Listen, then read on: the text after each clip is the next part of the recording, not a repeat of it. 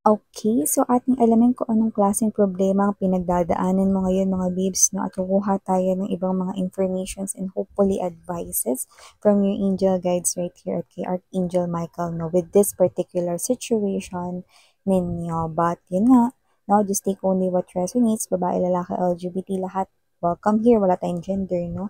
At syempre mga babes, no, you can also free na i-switch yung mga roles dahil possible talagang magkapalit-palit because ito ay isang general reading. And if you haven't tried na i-visit ang ating other channel, no, andyan yung link po sa description box ng reading na ito. Okay? At yun nga, no, wala rin po tayong time period, kaya timeless po ito, pwedeng nangyari na, no, pero yung iba, more likely, it is happening right now. This is the problem ninyo right now. So, let's go ahead and check these messages here. Archangel Michael, thank you so much. Together with the angel guides, can we get messages about dito sa problema ni Collective? Can you please show me what is this? Na problema ni Collective.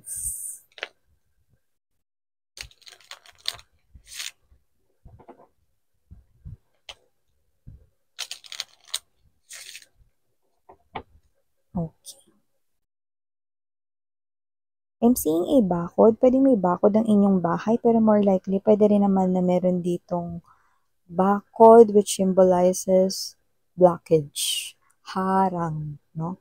So may nakaharang. So we have here this Paimon.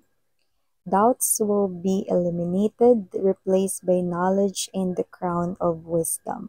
Pay attention to your visions and thoughts. So it looks like meron dito mga babes, no, na mga agam-agam, no, and Paimon is the devil right here, no. So it looks like, no, meron daw kayo ditong problem, no, na parang nagdadalawang isip kayo, no? But let Devil Paimon help you, no? To recognize here your strength, no? And remove that doubts, no? Yung mga devils kasi mga babes, no? Nandiyan sila, no? More likely lang talaga dun sa mga situations kapag nahihirapan yung mga tao, no? But they are not there para magkastigo or what, no? They are also in charge, no? Para magising, no? Para ma-recognize ng bawat human beings, no? Ang way out, no? And it might be in a hard way, pero they are helping human beings, no? Na ma-recognize ang kanilang tunay na kalakasan, no? And we have here Orias, another devil right here na posible makatulong sa inyo. Astrology brings important information. Study your natal chart and the astrological connections with those around you. So, nakita ko dito na posibleng you are dealing right here with other people. And mukhang may mga tao rito, no, na parang um, nag, nagda-doubt ka sa mga pinapakita nila sa iyo rito, no? So, nakita ko dito, it could be anyone right here, no? Pero sabi ko nga sa inyo, no, simula nang ipinanganak kayo rito, no, bago kayo ipinanganak, no, iba kasi ang astrology mga babes, no, sa tarot readings, no. Astrology talks about the placements of the planet, no, the moment you were born, no, what is the placement of the planets right here, no, and what is the exact time you were born, no, that also may ibig sabihin, no? So, meaning to say, konektado talaga lahat ng mga tao na yan, no, na nakakasalamuha ninyo, no, sa inyong life, no, at lahat yan ay may role. So, meron dito mga tao na posible na um, may mga hindi magagandang nagagawa sa inyo, may mga hindi magagandang sinasabi, no? So, these two devils right here, no, will help you recognize, no, na you do not need their validation, okay? You do not need to doubt yourself, no? Hindi mo kailangan ng kahit na sino, no, just to move forward with your life. So, iba, pwedeng affected kayo sa mga sinasabi ng ibang tao na maybe they're bullying you or pwedeng nagsasabi sila ng mga negative things about you. They are making here your life even harder, no? Pero, okay, you just need to realize here your strength. no? So, even though lahat sila ay konektado sa'yo, that doesn't mean that they can be able to control your life, no? If that is the ex of yours right here, no, who ruined and broke your trust, that doesn't mean na kokontrolin niya pa rin pati yung susunod mo na magiging love life, no? So, dapat hindi. Remove that kind of blockage, that bakod, no? And yung mga tao sa paligid mo, ay, huwag mo yung piliin kasi pangit-pangit niya. Huwag mong piliin yan kasi hindi naman maganda yung trabaho niya, blah, blah, blah, blah, blah. Bakit? Sila ba yung jojowa dun? Hindi naman, di ba? So, ibig sabihin mga babes, no? These people are there in your life, no? Because may mga role sila. At ang role nila, no, ay ang mainis ka, mabuisit ka, no? Bigyan ka ng negative na mga thoughts, emotions, and feelings, no? Which is yun yung kailangan mong harangan ng bakod. No? So, tignan natin more yung situation mo. Sino ba tong mga epalugs na to? Diba? So, minsan talaga kasi, no, human beings tend to get affected, no, sa mga sinasabi ng mga tao sa paligid nila. Hindi maiwasan yun. Bakit? Kasi you are just tao. You are human being, no?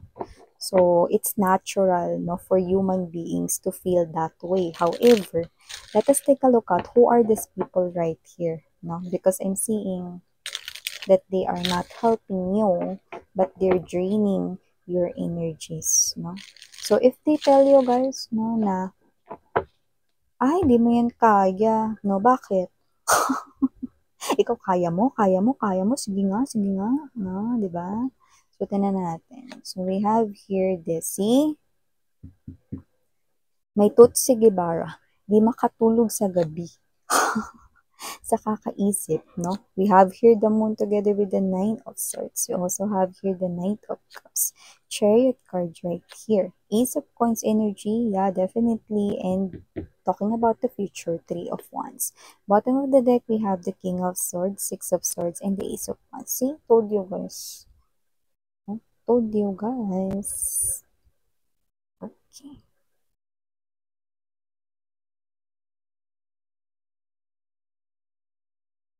So, nakikita ko rito, no, na mukhang iniisip ninyo itong mga tao na to. Kung sino man yan, pwedeng yan yung ex mo na niloko kayo, binitrade kayo, na ginawan kayo rito ng hindi maganda, or may mga tao rito na nag-betrayed sa inyo, no, sumira ng tiwala ninyo, no. They are keeping you, speaking of harang, ayan, no, they are keeping you right here, no, sa isang place na dapat ay makaalis na kayo dyan because you can be able to move pass from it. Yan, no? Chariot card energy. You can be able to remove yourself from that, no? Do not pay attention to them because, you know, mas malaki yung nakikita ko rito, no? Na naghihintay for you kaysa makinig ka sa mga yan, no? The moon is right here, no? This is what you do not see coming because you are paying attention with these people right here, no? If they say na, ay nako, pangit mo naman, no? Bakit? Maganda ka? Ganda ka, you know? So whatever the case may be, what are they telling you guys is definitely a reflection of themselves. They are talking about themselves right here. So kung sinabihan ka nilang pangit, pangit kasi sila. Yan, no? At nakikita ko rito, no, that what's waiting for you on the other side, no? Ito naman yung laki-laki na itong Ace of Coins na to, no? See? Yan o, ito yung moon. Kung papansin mo muna sa taas niyan, hindi yan nagkataong nandyan lang mga babes. Kaya nga hindi ko na ikinagulat yan. Kasi you are really shedding. Look at that. No, this is you. You can move past from this people right here. Kung sino man yan, ex mo man yan, kapitbahay mo chismosa, walang ginawa kundi hilahin kay pababa, no? Okay? Dito ka papunta. Yan, no? So, nakita ko rito that you are really someone here meant to take this pathway heading to this big Ace of Coins energy, and that is what your future holds. Okay? Do not hold yourself, no? Like, totoo ata yung sinasabi nila na kasi ganito, ganyan. No? Hindi yun totoo. They are talking about themselves, not you. Okay? So, lahat ng sinasabi nila, nagre-reflect lang yun sa tunay nilang ugali. No? they're not really pertaining to you, but they are really pertaining right here sa kanilang self. Nagre-reflect dito yung insecurities nila, yung mga bagay na wala sila, no? They lack about something right here. So I'm seeing that these people right here ay yung mga tao rito, no, na matagal nang nakastuck sa ganyan. So, wag kang jumoin sa kanila mga babes, no, dahil una sa lahat, hindi ka nababagay sa kanilang energies, no. You have great start waiting for you. So, you need to ride this ship, you know. Ship yan, no. Oh, hindi naman yan balsa, mga babes, no, na maliit eh. Yan, no. Kailangan mo na, mga babes, no, na sumakay dyan, talikuran yung past or talikuran itong mga tao na to, no, si make a movement, the two of wands energy, no, ay ang movement ng crossroads, no, na parang may doubt kayo, no, kung kaya ko ba talaga, iwasan tong mga tao na to, hindi ba talaga totoo yung mga sinasabi nila, yan, no. So whatever yung kung ano yung sinabi nila sa'yo, kung sinabihan ka ng ex mo, hindi ka mabubuhay nang wala ako, hindi mo kaya, hindi ka yayaman, blah, blah, blah, blah, blah, blah. Daming sinabi, no? So, wag mo hayaan na magkaroon sila ng control sa buhay mo, no? Yan, just like this, talikuran mo yung crossroads na yan, no? And make that decision. Di mo ba, tinan mo, yung hawak mo, yan, no? Nakikita mo ba yan? Yung isang wand na hawak mo? Bottom of the deck yun, no? To, pakita ko sa'yo. Yun, no? Ace of Wands energy. Diba? See? So, don't hold yourself, no? See, this is the victory card, no? So, okay, pati yung pag-angat ko niyan, no? Hindi yan random lang or nagkataon lang yan, no? So, this is what's holding you talaga, no? From this victory right here. So, you need to make that decision. King of Swords, Six of Swords right here. Okay? Kasi nakikita ko nagiging mabagal ka para sa victory mo. Yan, no? Iba ito rin yung hawak mo. Yan, once yan, diba? Ito yun, no? Yan, no? So, ibig sabihin na meron kayo itong exciting future awaits you, guys, no? So, there's victory right here, no? You need, okay, to believe in yourself, yan, no? And to move forward. Okay? Tandaan mo mga babes, no, una sa lahat, wala silang ambag sa buhay mo. Okay? So, kahit na sila ay konektado sa'yo, hindi ibig sabihin na may control sila sa life mo. Every human being ay may sarili rito na kahit ano niyang gustong gawin sa buhay niya dahil sarili niyang buhay yon, no? So, pakailaman nila sarili nilang buhay. Ngayon, kung pinapakailaman nila buhay mo, then wag mo silang bigyan ng pagkakataon na pakailaman to. Okay? Start removing this sword, no? One by one. Okay? Okay? Kung hindi ka makadaan doon sa pintuan, dumaan ka sa bintana, yan eh. Kung nandun sila sa pintuan at nakaharang sila doon, then remove this sword one by one. Dumaan ka dyan sa bintana na yan, mga babes, no? Alam mo yung kumot mo, pahabain, parang Rapunzel lang, no? Then you can escape from this. You can be able to escape from this, no? Huwag mo silang bigyan ng attention. Okay? Di man sila importante, no? Ang gawin mo talaga dito, lipat natin kasi nagre-reflect, di ba, mga babes? Yan, no? Pinapakita talaga to, no? Marami talaga dito yung parang affected talaga kayo dyan. Pero tingnan ninyo, ito na lang isipin nyo, may magandang future na naghihintay sa inyo. You need to make a decision, you know, na wag na yung pansinin at wag yung bigyan ng attention, no? So, yun, ano nga ba yung sinasabi ko? So, yun nga, no, nakita ko rito, no, na lahat tayo ay meron ditong kakayanan, no, na gumawa ng sarili nating destiny. And, kung ano tong pinapakita dito, this is something here hidden sa inyo. No? Pero ito talaga yon. No, you can start anew.